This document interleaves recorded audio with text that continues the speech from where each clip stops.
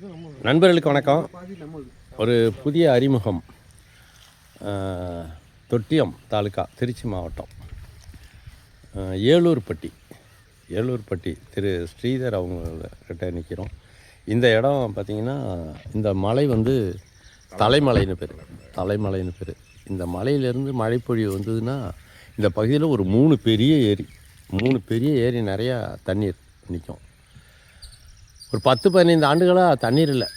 கீழே பார்த்தீங்கன்னா தெரியும், எல்லாம் சீமை கருவேல். சரிங்களா? சீமை கருவேல் காடாயிட்டு, சரியா?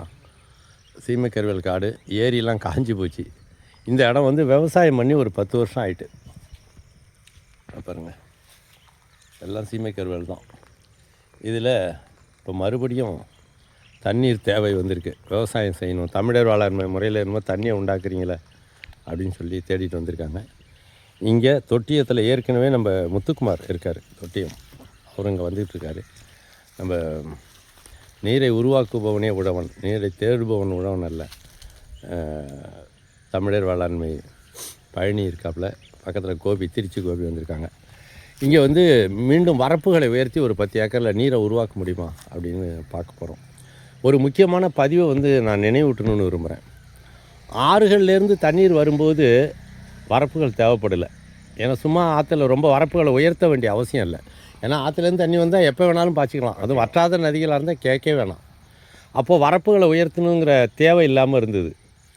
அப்புறம் இந்த ஓட்டை போட்டு தண்ணி எடுக்க கற்றுக்கிட்டோம் பாருங்கள், அறிவியலில். அப்போதாவது போர் போட்டு எடுக்கிறது, வடிமுனை குழாய்.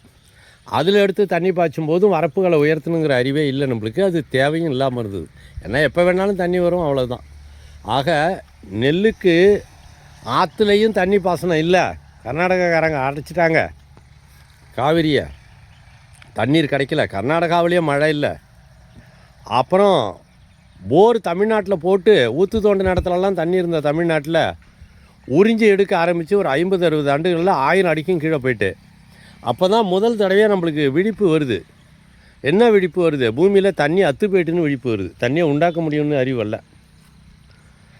அப்புறம் தடுமாறி பார்த்தாக்கா நம்மளுக்கு தமிழை தவிர ஒன்றுமே தெரியலையா. வரப்பு உயர நீர் உயரும்னா ஏன்னா புது மாதிரியாக இருக்குது. வரப்பு மழை பெஞ்சால் தானே தண்ணி உயரும் அப்படின்னு நினைக்கிறோம் நம்ம. அப்புறம் வசதி பார்த்தா தான் அதுக்கு பின்னால் இருக்கிற அறிவியலே புரியுது. என்ன அறிவியல் புரியுது? வரப்புகள் தான் முதல்ல நிலத்திலிருந்து வெப்பத்தை கடத்துது. வெப்பம் போகும்போது அந்த இடத்துல வெற்றிடம் உருவாக்குது. காற்றை கூட வெப்பம் என்ன செய்யுது? சூடாக்கி வெளியேற்றிடுது. வெற்றிடம் உருவாகுது. வெற்றிடத்தை நோக்கி அழுத்தம் மிகுந்த இடத்துலேருந்து அழுத்தம் குறைவான இடத்தை நோக்கி ஓடி வர்ற ஆவிக்கு பேர் காற்றுன்னு சொல்கிறோம். வெற்றிடத்தை நோக்கி காற்று நகர்கிறது. சரியா? அந்த மாதிரி தான் முதல்ல வெற்றிடத்தை உருவாக்கியிருக்கிறாங்க. அந்த வெற்றிடத்துக்கு பேர் தான், வெற்றிடத்தை உருவாக்குற இடத்துக்கு பேர் தான் வரப்பு. கொஞ்சம் கொஞ்சமாக இரவு பகலாக பூமி உள்ளே இருக்கிற வெப்பத்தையும் சூரியன்கிட்டேருந்து வர வெப்பத்தையும் பாதுகாப்பாக கடத்தணும். வென்டிலேஷன் மாதிரி, ஒரு சன்னல் மாதிரி, புகைப்போக்கி மாதிரி. பூமி உள்ளேருந்து அந்த புகைப்போக்கிங்கிறது வெப்பத்தையும் கடத்துது, வெறும் புகையை மட்டும் கடத்துறதில்ல. அந்த மாதிரி வெப்பத்தை கடத்தி ஆறுகளை நம்பாமல், ஏரிகளை நம்பாமல், வடிமுனை குழாய்களை நம்பாமல், ஊற்று நீரை நம்பாமல், வானத்திலிருந்து வர்ற நீரை உருவாக்குறதுக்கே வரப்புகளை உயர்த்தினாங்க அப்படின்னு கொஞ்சம் கொஞ்சமாக நம்ம மரமண்டைக்கு அப்புறமா புரியுது. வரப்பை உயர்த்தின பிறகு அதுக்கப்புறம் தமிழ்நாடு முழுவதும் வரப்பை உயர்த்த தொடங்கணும். இப்போ 3 ஆண்டுகள், 22, 23, 24, 25, இந்த ஆண்டும் போதுங்கிற அளவுக்கு மழையை வந்து நம்ம எதிர்பார்க்குறோம். இது இன்னும் பல்வேறு வேலைகளை செய்யுது அப்படிங்கிறத அப்புறம் தான் புரிஞ்சுக்கிறோம்.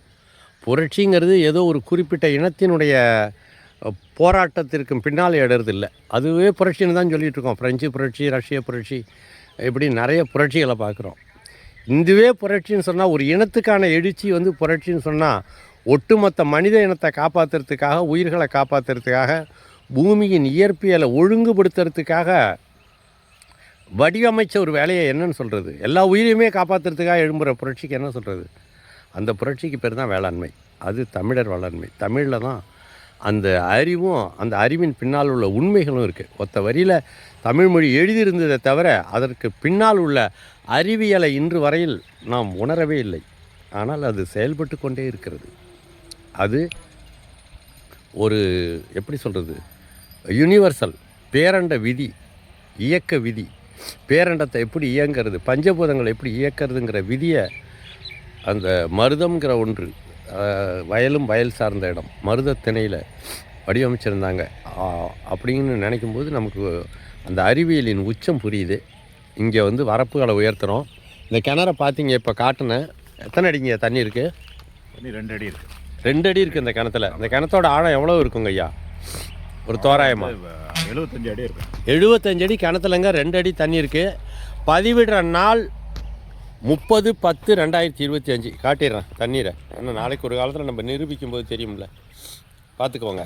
சரியா?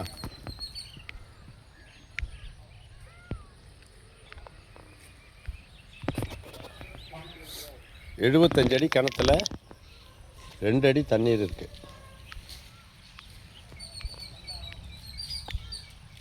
மீண்டும் வரப்புகளை உயர்த்துகிறோம். இங்கே நீரை உருவாக்குறோம். வரப்புகளே இருக்காது, பார்த்தீங்கன்னா தெரியும். அப்படியே பிளாட் லேண்டாக இருக்குது பாருங்கள். இந்த இது வீட்டு மனை போடுவாங்களா இங்கே, அந்த மாதிரி. தொட்டியம் முத்துக்குமார் வந்திருக்காங்க, தமிழர் வேளாண்மை முத்துக்குமார். இந்த பகுதியில் மற்றும் ஒரு தமிழர் வேளாண்மை பண்ணை உதயமாகிறது. மீண்டும் சந்திப்போம் நண்பர்களே. நன்றி, வணக்கம்.